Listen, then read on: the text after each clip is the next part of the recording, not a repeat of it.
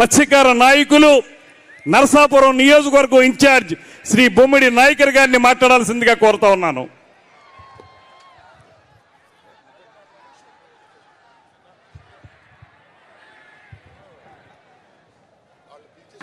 అందరికీ నమస్కారం అండి. తీసుకోనా?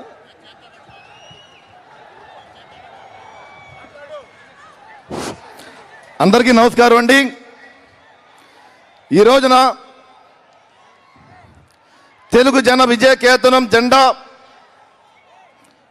కార్యక్రమానికి విచ్చేసినటువంటి జనసేన పార్టీ, తెలుగుదేశం పార్టీ కుటుంబ సభ్యులకు, మహిళలకు, ప్రతి ఒక్కరికి కూడా పేరు పేరున హృదయపూర్వక ధన్యవాదాలు తెలియజేసుకుంటున్నాం. అదేవిధంగా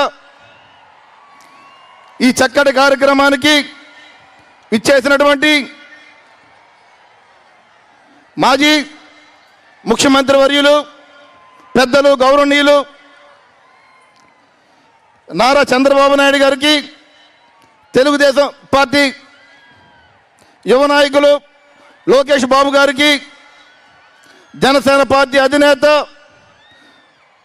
పవన్ కళ్యాణ్ గారికి, నాదెండ్ల మనోహర్ గారికి, వేదికను అలంకరించినటువంటి తెలుగుదేశం పార్టీ నాయకులు, జనసేన పార్టీ నాయకులు, ప్రతి ఒక్కరికి కూడా పేరు పేరున హృదయపూర్వక ధన్యవాదాలు తెలియజేసుకుంటున్నాం. మీరందరూ ఒకటి ఆలోచన చేసుకోవాలి. ఎవరైతే చంద్రబాబు నాయుడు గారు కానీ, పవన్ కళ్యాణ్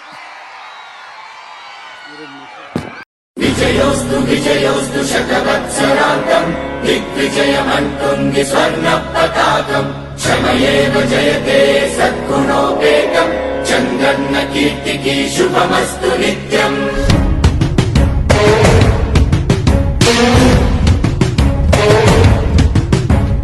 విజయోస్తు విజయోస్తు శతవత్సరాంతం దిగ్విజయమంటుంది స్వర్ణ పతాకం. ఎగిరింది ఎగిరింది మన పసుపు జెండా, కష్టాల కన్నీళ్లు చేరకుండా నిలిచింది నిలిచింది ఈ తెలుగు జెండా. నవ్యాంధ్ర నిర్మాత చంద్రన్న అండ, రైతు కుల బాంధవుడు, శ్రామికుల సేవకుడు, చంద్రన్న నాయకుడు వచ్చాడు అడుగో. శ్రీజనుల రక్షకుడు, స్వర్ణాంధ్ర సాధకుడు, చంద్రన్న నాయకుడు వచ్చాడు అడుగో.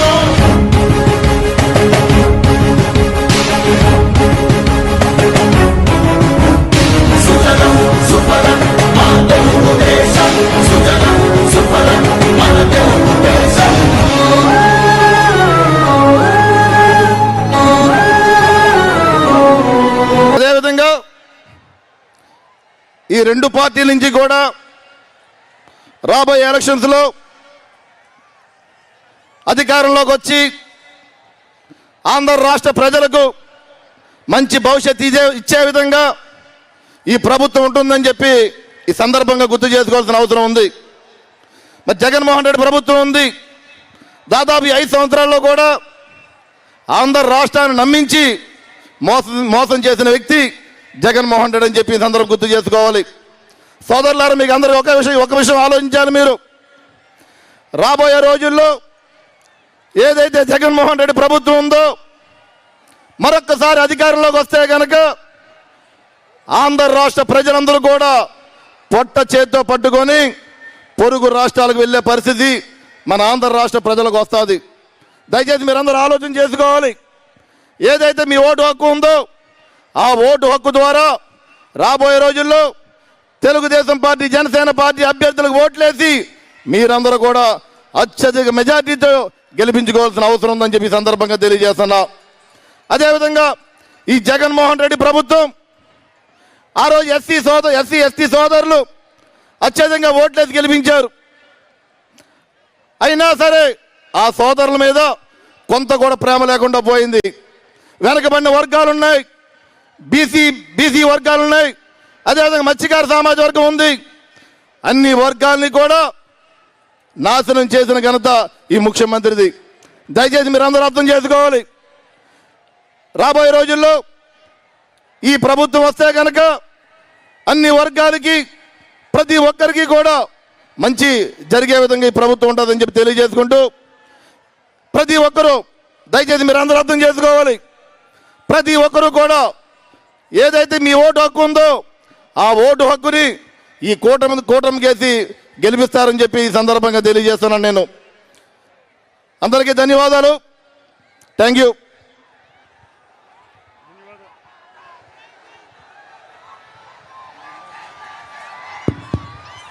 ధన్యవాదాలు నాయకర్ గారు. ఇప్పుడు తెలుగుదేశం పార్టీ సీనియర్ నాయకులు, ప్రముఖ మైనారిటీ నాయకులు శ్రీ ఎండి షరీఫ్ గారిని ప్రసంగించవలసిందిగా కోరుతున్నాను. అందరూ కూడా సమయం భావం ఉండటం వల్ల సమయాన్ని దృష్టిలో ఉంచుకుని 2 నిమిషాల పాటు ప్రసంగించాల్సిందిగా తర్వాత మాట్లాడే వక్తలందరినీ కూడా కోరుతా ఉన్నాను.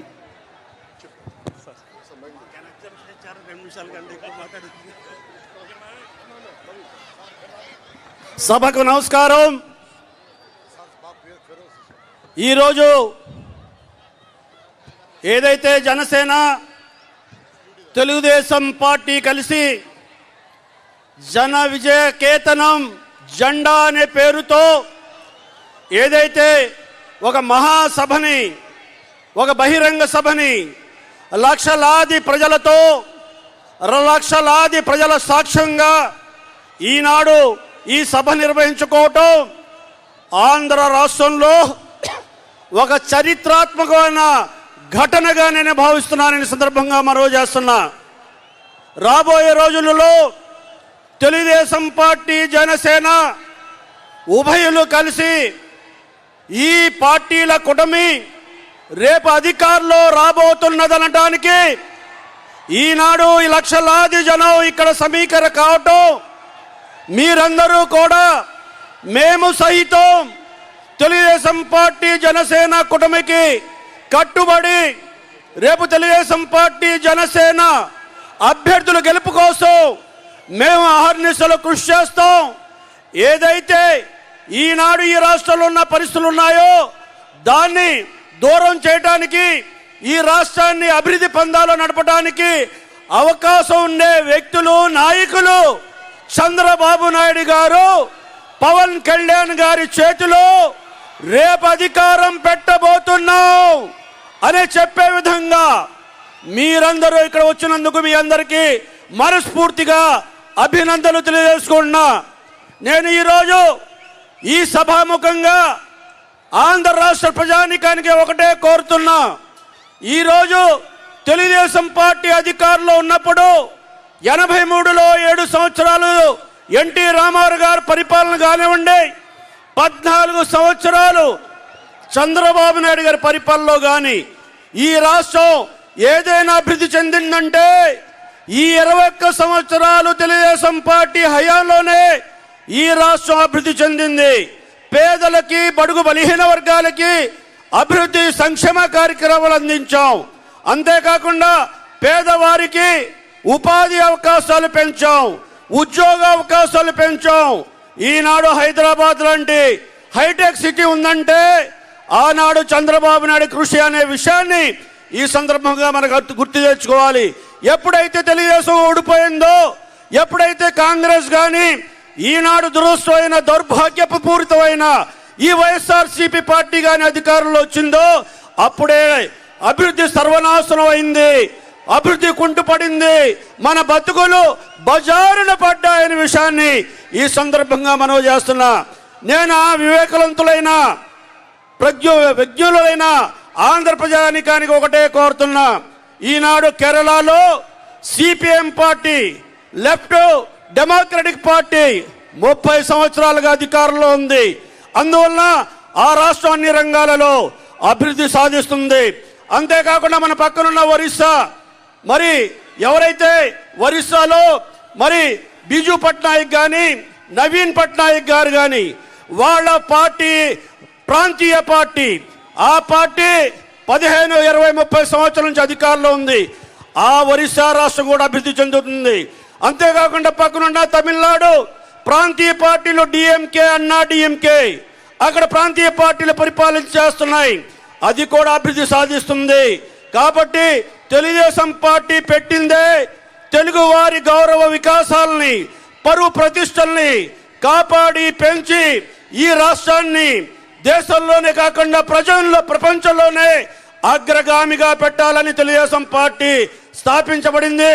అదే లక్ష్యంతో ఈనాడు పవన్ కళ్యాణ్ గారు రాజకీయాలకి అధికారాలకి పోకుండా ఈ రాష్ట్ర హితం కోరి, ఈ రాష్ట్ర అభివృద్ధిని కోరి, ఈ రాష్ట్రాన్ని అన్ని రంగాలు అభివృద్ధి చేయడానికి మరి ప్రతిపక్ష ఓట్లు ఎక్కడా కూడా మరి విడిపోకూడదు, ఆ రకంగా మళ్ళీ ఈ వైఎస్ఆర్సీపీ నగ్గకూడదనే ఉద్దేశంతో ఒక పెద్ద మనసుతో ఈనాడు తెలుగుదేశం పార్టీ జనసేన కలిసి పోటీ చేసే విధంగా ఒక చక్కటి ప్రణాళికతో ముందుకు వచ్చినందుకు నేను పవన్ కళ్యాణ్ గారిని నేను మనసారా ఆయన అభినందిస్తున్నాను.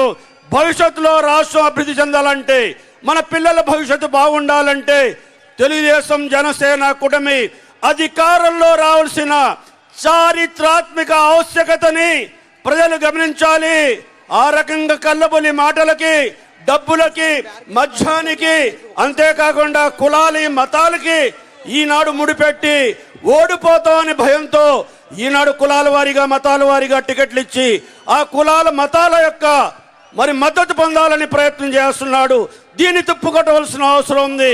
మళ్ళీ తిరిగి ఈ రాష్ట్రం అభివృద్ధి పొందాలని నడపాల్సిన అవసరం ఉంది.